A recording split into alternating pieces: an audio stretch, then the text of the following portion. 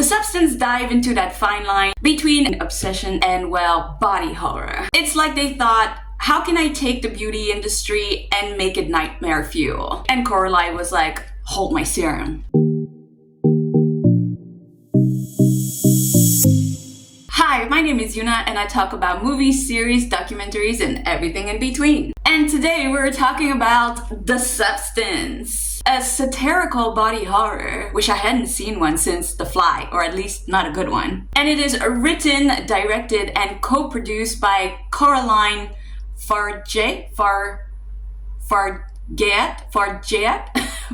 I don't know how to say her name, I'm sorry. And it follows a fading celebrity played by Demi Moore, who uses a black market drug that creates a much younger, better version of herself. And that is played by Margaret Qualley. If you don't know, it's Andy McDowell's daughter. My God, she's so hot. Oh, and The Substance has unexpected side effects. Like, really weird side effects. And today we're doing a full recap and talk about some of the symbolism that I thought was there, or I think is there. I am not 100% sure. And of course, this is gonna come with some spoilers, so you have been warned.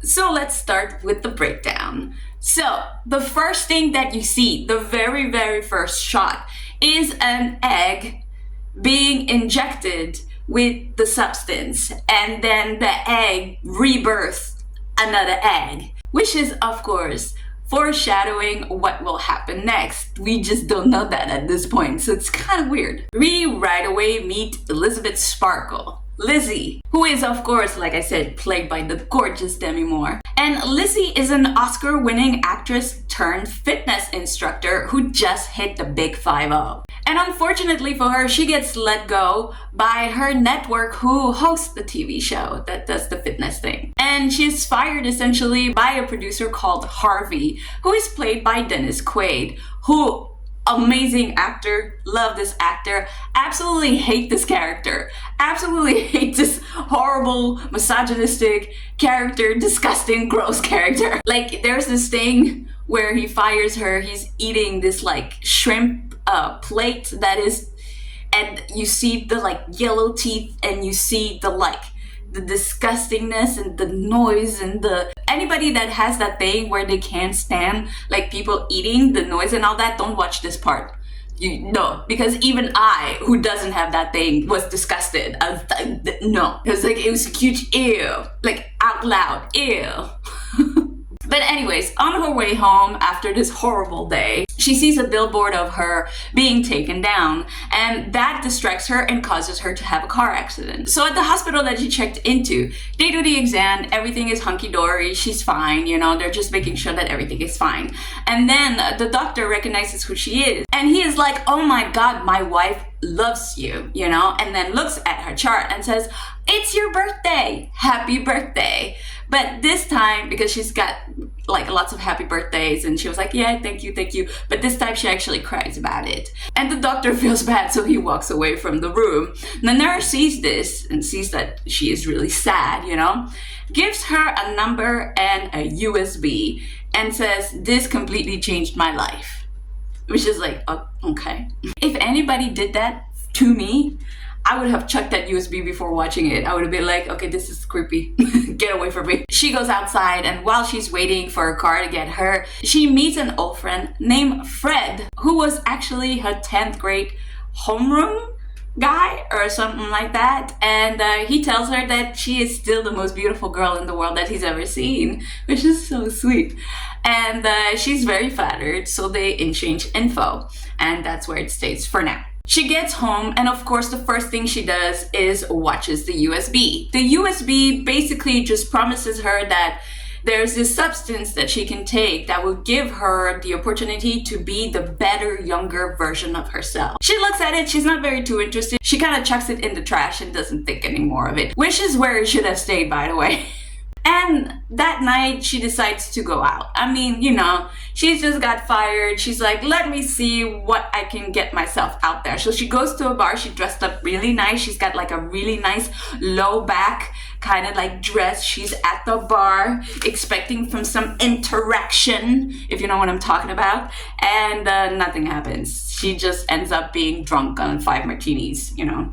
So she goes home and she fishes out the USB because she's like, well, I think I should do this, you know? Which at this point, I mean, you had a really bad day and you're drunk. I think the first thing you should do is actually sleep on it. That's my, you know, but yeah. She calls the number and the company asks her for her address and tells her that she can go get a package at a specific location. After all that, she comes in packages, and the packages come in 3 parts. So there's 1, the activator, then the stabilizer, then the switch. So of course she starts with step 1, because, right? And she does the activator, so she injects herself with the substance, you know. And she's not feeling very well. She's thrashing on the floor. And her body is going through some transformation that I've never seen before. I don't think any of us have ever seen this before. And then a slit from her back opens up for an entire new body to just slip out of it, which is wild. Wild.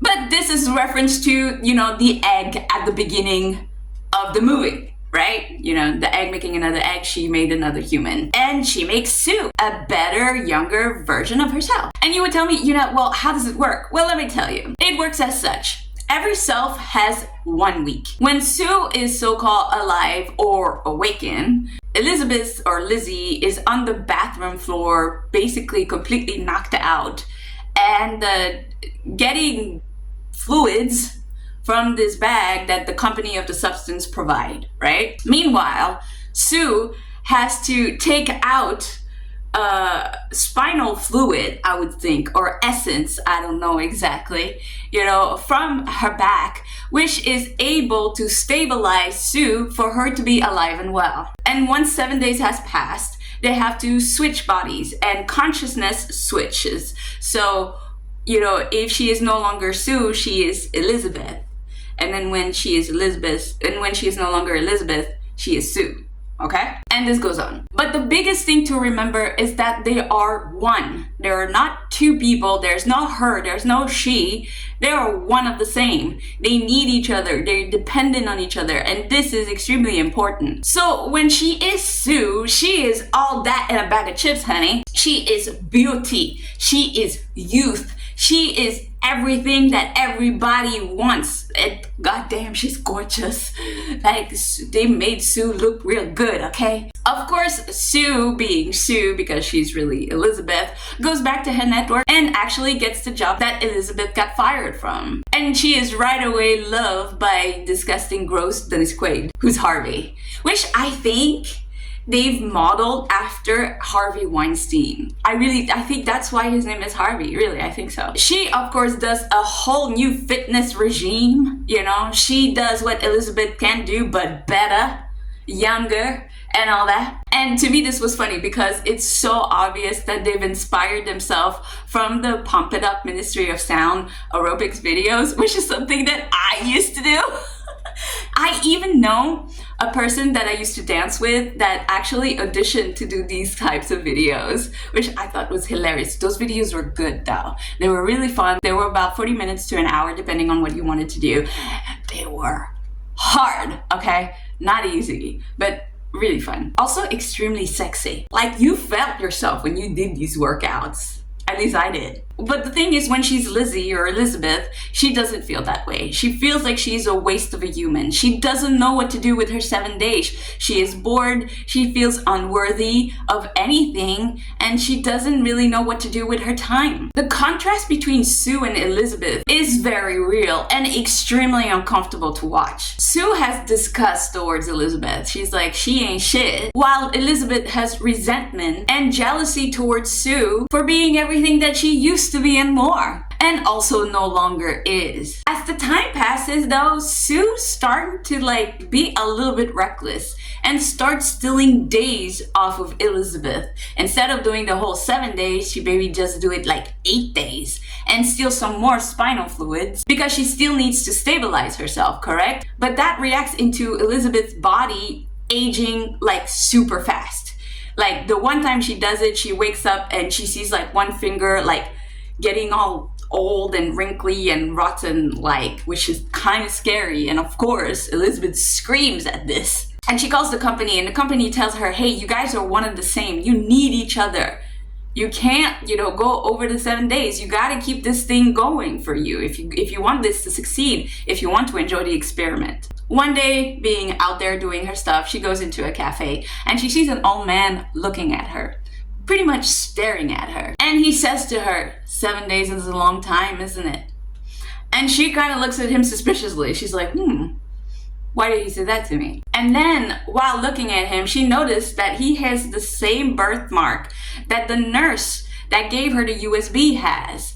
And she connects the dots. And then he tells her it gets harder and harder, to live on this side of the body, which is understandable, I guess. And then furthermore, ask her, so, did she start stealing from you yet? And that totally freaks her out, so she leaves the cafe. At this point, she's trying to prove to herself that she's not insignificant, that she still has meaning in her life. So she fishes out from her pocket the number of Fred, and she calls him up and say, hey, would you like to go for some drinks tonight? It would be nice to see you. And he is to the moon excited. This man is like, he can't even talk. He's like, oh my God, Lizzie Sparkle is talking to me, Fred, And he's like, hell yeah, where do you want to go? Do you want me to pick you up? Like, let's go, And she is super excited, so she gets ready. And here is the scene that to me was the saddest scene in the movie. It was the most incredible scene as well, because wow, Demi Moore, amazing. But like the tragedy of it all. So she's trying to get ready, and while she's getting ready, she can't stop staring at Sue. Also, Sue has a new billboard that is right in front of her window, so she can't escape it. She can't escape Sue's beauty. She can't escape what Sue's represent, which is young, youth, beauty, and all of that stuff. And she keeps looking at herself in the mirror, and she doesn't see that. She just hyper-criticizes herself to the point that she just keeps on trying to fix herself, fix her makeup, fix her hair, fix anything to go to the date to look presentable. Till the end, she actually gives up and never goes on the date, which is so sad because Fred was such a good guy and she would have just gone. He would have thought the world of her, and this could have changed the entire course of the movie. Which I understand why they did it, but at the same time, it's like, what? It's like, oh man, just go to the date. Just go to the date. As the experiment keeps going, they can't stand each other anymore. Elizabeth and Sue feels like completely two different people. Lizzie keeps resenting Sue for her beauty and also essentially resenting her because she is stealing that beauty from her, because she keeps taking more and more days from her and taking more spinal fluids from her, resulting in her becoming pretty old and elderly looking, which is a no-no for her, and she's starting to really be angry about this. But she still wants to continue the experiments because she thinks that Elizabeth is the best part of her. It's the part that everybody loves. It's the part that people worship. And she is nothing in her mind. So she's like, I'm not gonna end this experiment. I'm just gonna keep this going. But I really hate this bitch. It's just like, again, no, you should have stopped here. And one day Sue is so tired of Elizabeth just being mindless and basically taking her time, because she needs to shine. She's the new star of the network. She takes all the jars in the house that she can find and just drains Demi Moore or Lizzie spinal fluid, like dozens of it, just drains it. And we know that this is bad news for Elizabeth. Like, she's already not looking so great and fresh, but like at this point we can only wonder what will happen to her, right? And Sue has no intention on turning back. She's like, I am never switching back. I am taking this body and I am going somewhere with it. This is not a good idea, not a good idea. Very impulsive, very young thinking. We fast forward 3 months later. Yeah, that's right, 3 months. And Sue still has not switched. So we can only wonder what is going on. It's the day before her big event, the big New Year's Eve for the network that she's supposed to be hosting. And she's not feeling well. She's under the weather and she needs a stabilizer shot to keep going through the day. But unfortunately, she completely drained her out. There is no stabilizing fluids to go around. So she calls the company. She's like, what can I do? The company tells her, you gotta switch. You wanna replenish the fluid? You gotta switch. And she's like, I can't. But they're like, you got to. So she does. And Elizabeth wakes up for the first time in 3 months. And it's bad, guys. It's so bad. She comes out as this like very old hunchback lady with no hair. She looks like she's 300 years old. Like she looks like something that should not be living. And it's horrifying. And of course, Elizabeth is horrified. And the first thing she does is call the company and be like, yo, I want this to stop. This got to stop now. Because we can't go further than this. No, this got to stop. So company understands and says, sorry, that you did not like the experience. They're being very condescending, by the way. They're like, you should have done this and this and that. It's not our fault that you weren't responsible. But it's like, yo, you can't, with great power comes great responsibilities. And Sue did not have the responsibilities. Okay? Yeah. Anyways, the company provides her with the termination shot, which is the shot to stop the whole thing. Basically, you give that shot to Sue, and that closes her as a person, and and Lizzie gets to keep living. That's the big thing. And of course, she admits the termination shot pretty quickly. But as soon as the termination shot is in her and Sue is not waking up, Elizabeth is having second thoughts. She's like, oh my God, this is the best part of me. This is what people want. There's a big night tonight. This is our big night. Oh my God, I gotta do something. So she goes and fetch the stuff to switch bodies. And something unexpected happened is that both of them wake up at the same time. Well, Elizabeth was already awake, but Sue awakened without Elizabeth having to be in the sleeping stage, which is like, whoa. And both of them look at each other like, oh, damn, And Sue looks down and sees the termination shot. And she's like, this bitch trying to kill me. I'm gonna get her first. So she beats the fuck out of Demi Moore. You're talking real bad. Like, she has no empathy for this woman at all. And like, beats her to death. She's gone. After that, Sue is feeling fine. So she's like, you know what? I'm going to go to the studio and get ready because it's my big night. Because I'm a big star and it's my big night. So she goes and gets ready. Everybody's around her. She wears a beautiful dress. She looks gorgeous. But she's still not feeling so hot. So she goes to the bathroom, looks at herself, makes sure that everything is fine. And then her teeth starts falling out. Her teeth. Yeah. And she gets scared, obviously. And not only her teeth are falling apart, but everything else is falling apart. Like, her nails are starting to fall apart. Her ear falls off. Like, it's getting bad, right? So she runs out of the studio and she goes back to her apartment and trying to get the last of the substance. The first thing, the activator, which is supposed to be for single use, and she uses it, and she's like, I want a better younger version of myself. So also Sue trashes on the bathroom floor, and then out of her back comes something new, a monster. It's called the monster Elizabeth Sue. It's like a mash between both bodies, and it resolves them having two heads. One in front that is Sue, that is very deformed, and one that is on her back, which is actually Elizabeth. And they have multiple body parts that are not understood, like an actual monster. This is where the body horror comes in, sort of. I mean, it already had come up before, but this is where you really see it. But something weird happens is that this monster actually likes herself. She looks into the mirror and she's like, you know what? I'm going to make myself pretty. She puts on some earrings, with no ears, and she curls her hair, the one strand that she has, which she's managed to like burn off. But it's quite sad.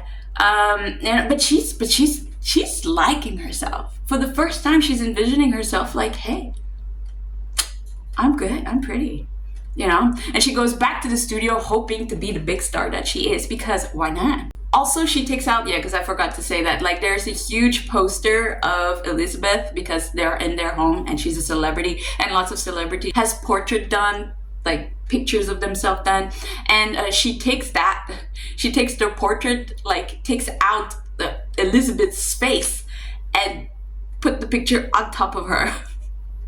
As if that would fool everybody into being like, hey, it's me, Elizabeth. I am not a monster. Look how beautiful I am.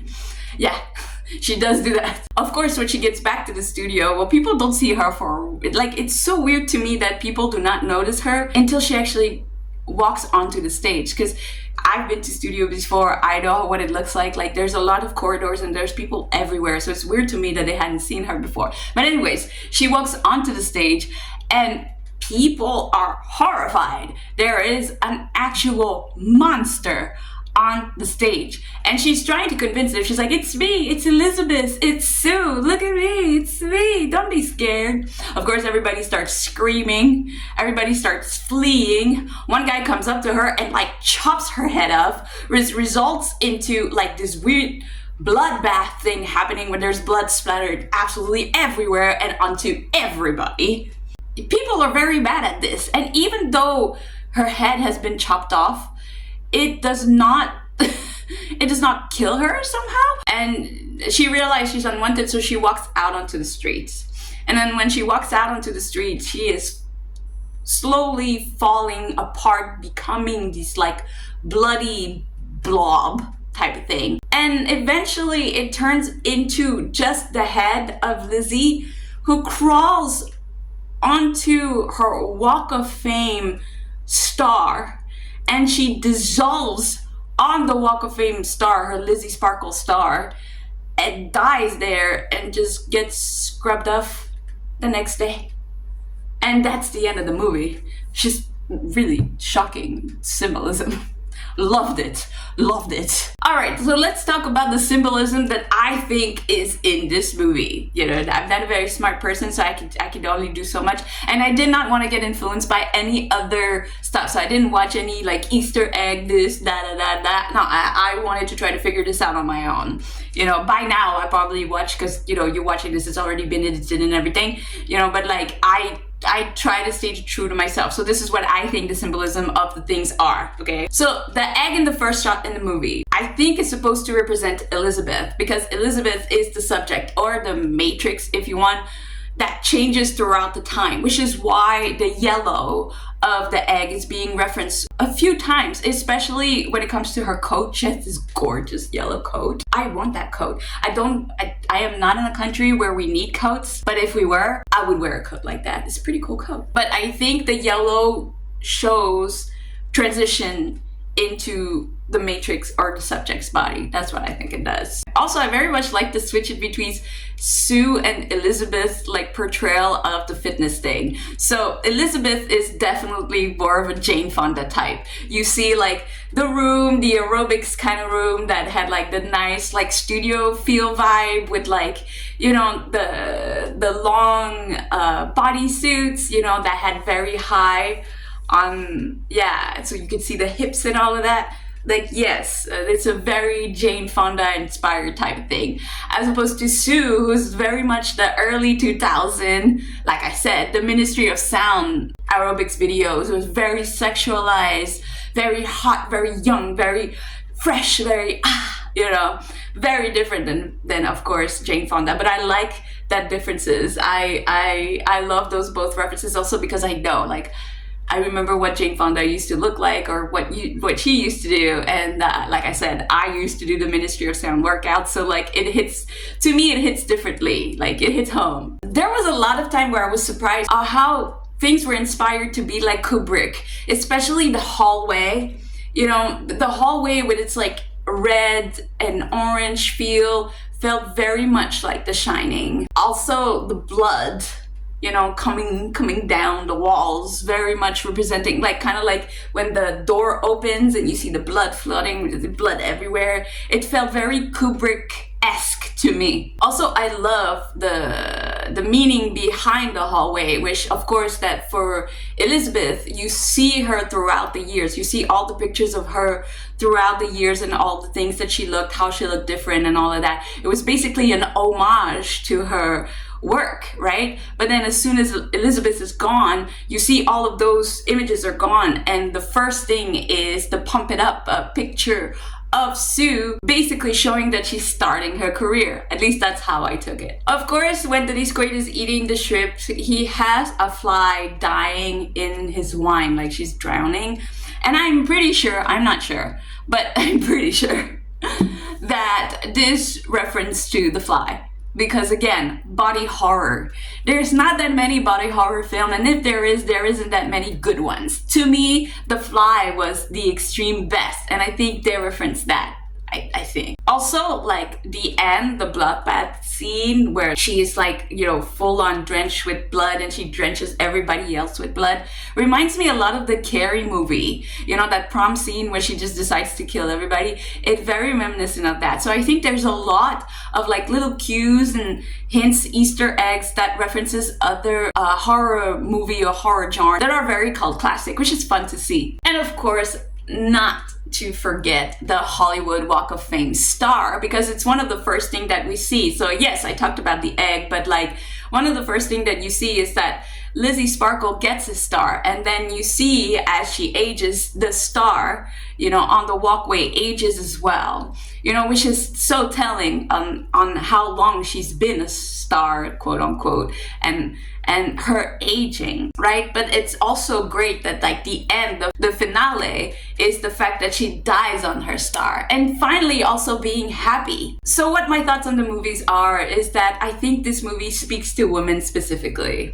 especially when it comes to like aging, wanting to age gracefully, understanding your body, being okay with letting go of the image of what you used to be. I mean, because let's be real, a lot of us wants to hold to that beauty, and I'm guilty of this myself. Like trying to maintain appearance, trying to maintain that youthness, trying to like get back to, oh my god, what would I do if I still look 24? Because goddamn.